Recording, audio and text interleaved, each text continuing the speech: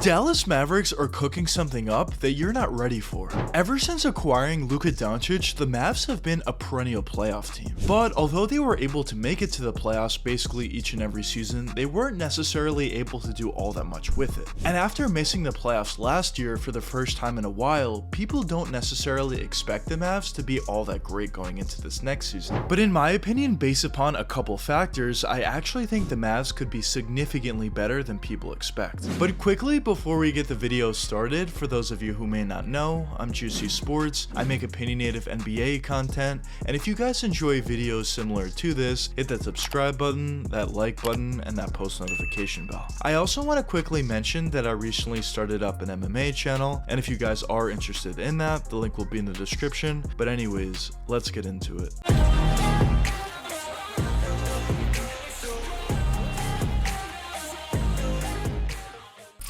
Originally, when Kyrie Irving was acquired by the Dallas Mavericks last season, there actually was some hype and excitement around this move. Although a lot of people, including myself, didn't necessarily think the fit between those two guys and Kyrie and Luka would be all that great and they wouldn't do all that well due to that, there were still other fans that thought at the end of the day, although the fit wasn't necessarily the greatest, when you have two star players like Kyrie Irving and Luka Doncic who have all the talent in the world, they'll eventually be able to figure things out. But unfortunately, as we all know at this point, not only were the Mavs not able to figure things out, but they weren't even able to make it to the playoffs, as they even did somewhat tank towards the tail end of the season. And due to their poor play last season, going into this next season, I wouldn't necessarily say that many fans are all that excited about the Dallas Mavericks. But in my opinion, I actually think the Mavs are doing some really nice things that aren't necessarily the most flashy moves, but they're moves that would help them significantly going into this next season. But the question at this point is why? What specific moves do the Mavs make this offseason that would lead me to believe that they actually have a decent chance to be a good team this upcoming season? Now, the first factor I want to touch upon has to be the addition of Grant Williams. Now, originally when Grant was coming into the NBA, he wasn't necessarily a highly touted prospect. He was a guy who only made it to the NBA based upon his defensive presence. And still at this point, Grant is a really good defender, but one thing that he's added to his game is his offensive abilities. At this point, Grant does a really nice job at hitting that catch and shoot 3-point jump shot and spreading the court out for, more specifically on this team, guys like Kyrie Irving and Luka Doncic, but he also does a nice job from that mid-range area and creating for himself by driving all the way to the basket. And based upon a lot of the different offensive abilities that Grant added to his game, I would say at this point he's either a really good role player coming off the bench, or he could even be a really good starter for you as well. But one thing that you can always expect with Grant Williams is he's always going to provide effort for you. He's going to do a really good job defensively, he's going to do a really good job on the boards, and as I mentioned, at this point, he's even added some nice offensive abilities to help you in that aspect as well. And I think those are things that the Mavs really lacked over the past couple seasons, but especially in this previous year. So I definitely do think the addition of Grant Williams will actually be a pretty significant one for the Mavs. Now, the next factor that I want to touch upon for why I think the Mavs have a chance to be a little bit better than people expect them to be this upcoming season has to be due to their draft selections. Now, when you look at the Mavs draft selections, they were able to get two guys in the first round they're going to provide for them immediately, and both of these guys fill a need that the Mavs have been struggling with for a decent amount of time, and that's adding size to this roster. Even when the Mavericks were making the playoffs each and every season, it always just seemed as if they never really had a true power forward or a true center out there to really help out Luka Doncic. But at this point, by adding two guys in the first round that fill that need, I do think they're going to be playing very well individually, but also the two-man game between them and Kyrie Irving or between them and Luka Doncic are going to be very effective in my opinion, and I think finally adding some bigger bodies to this roster, both offensively as well as defensively and also rebounding, which is something that the Mavs have also struggled with a ton in the past. Now, one thing that I will say is the Mavs did have Kristaps Porzingis in the past, who was of course a bigger body, but he just never really panned out with Luka Doncic and the Dallas Mavericks. Now, the next factor that I want to touch upon has to be the overall shooting. Now, when you look at the Mavs roster, they actually have a decent amount of players that have a nice 3-point shooting stroke. Like for example, Tim Hardaway Jr., Dwight Powell even does a pretty good job at that. Maxi Kleber could hit the catch and shoot 3-point jump shot. Grant Williams Williams, as I mentioned before. Seth Curry is a great catch and shoot 3-point shooter, and overall there's just a bunch of different players on this roster that are going to spread the court out pretty effectively.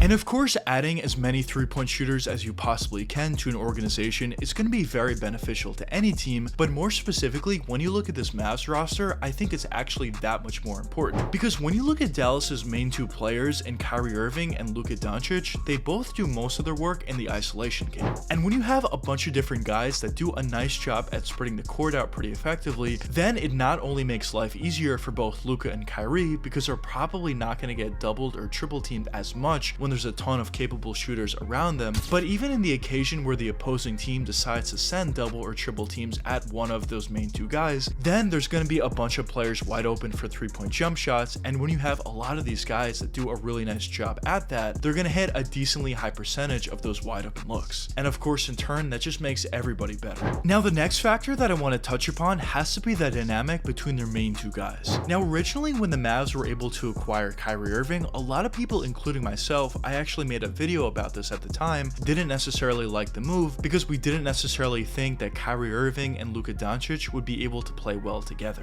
And although I guess I technically was proven right in their first season together, as the Mavs didn't really play well whatsoever, I think at this point, after they did have some experience under their belt playing together and going into this next season with a fresh start, I do actually think there's a real chance that they could figure things out and play at least decently well together. I still think at this point this is never going to be a perfect fit between Luka and Kyrie, but at the same time I do think they're going to be able to figure things out at least slightly as time does progress. I think the Mavs are going to do a nice job at mismatching their minutes and give both of these players and Kyrie and Luka the ability to isolate by themselves and do what they do best, but of course as the game does come down to crunch time, both of these guys are going to be playing in the game together, so they're going to eventually need to figure things out. And one other thing that I do want to mention is if at the beginning of the season they're not necessarily playing all that well together, it's not necessarily something I'll be surprised about, but I do think they're too good of a players to not eventually figure things out, and I think slowly but surely both Kyrie and Luka are eventually going to figure things out and play pretty well together as the year does progress, and especially once it comes down to playoff time, if they are able to make the playoffs, which is something that I'm fully expecting going into the season. So overall, although I do think there could be some issues at the beginning of the year for the Mavs, I do think as the year does progress and as the Mavs are able to iron out some of their kinks, I think they actually could be a pretty decent playoff team going into this next season. And when you talk about a team that has both Kyrie Irving and Luka Doncic on the roster, of course for any other team in the playoffs, it's going to be a really dangerous team.